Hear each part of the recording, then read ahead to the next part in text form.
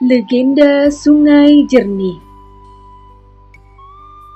Pada suatu hari, seorang janda beserta 2 orang anaknya, laki-laki dan perempuan, menghadiri undangan pesta kenduri di suatu desa.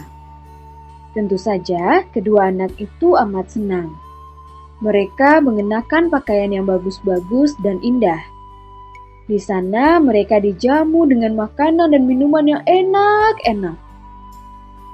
Pesta kenduri itu banyak sekali dihadiri tamu. Selain diramaikan dengan musik, juga ada pertunjukan randai dan lain-lainnya. Kedua anak itu kemudian meminta izin kepada ibunya untuk melihat keramaian itu. "Bu, kami ingin melihat randai dan pertunjukan lainnya," kata mereka pada ibunya. "Boleh, Nak. Tetapi ingat ya, jangan pergi jauh-jauh," pesan ibunya. Akan tetapi, kedua anak itu tidak puas hanya melihat pertunjukan saja. Setelah jemu menonton, kedua anak itu pergi ke tempat lain. Dalam kegembiraannya, mereka lupa akan pesan ibunya.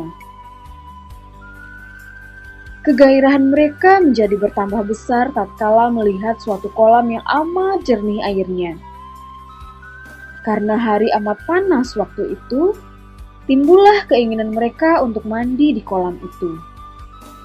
Tanpa pikir-pikir lagi, mereka segera melepas pakaian dan terjunlah mereka ke dalam air yang begitu sejuk. Mereka berenang-renang kian kemari dengan gembiranya, tidak ubahnya seperti seekor ikan. Tidak berapa lama, sang ibu teringat akan anak-anaknya. Mereka tidak kembali ke tempat pesta. Mulailah sang ibu bingung. Dicarinya ke sana kemari, tetapi tidak juga bersua.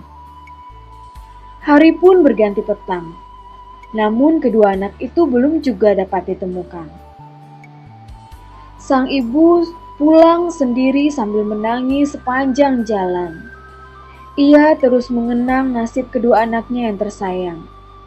Karena amat lelah, setiba di rumah ia segera tertidur. Ia bermimpi melihat seorang nenek yang menghampiri sambil berkata, "Anak-anakmu sudah menjadi penghuni kolam yang letaknya tidak jauh dari tempat pesta kemarin.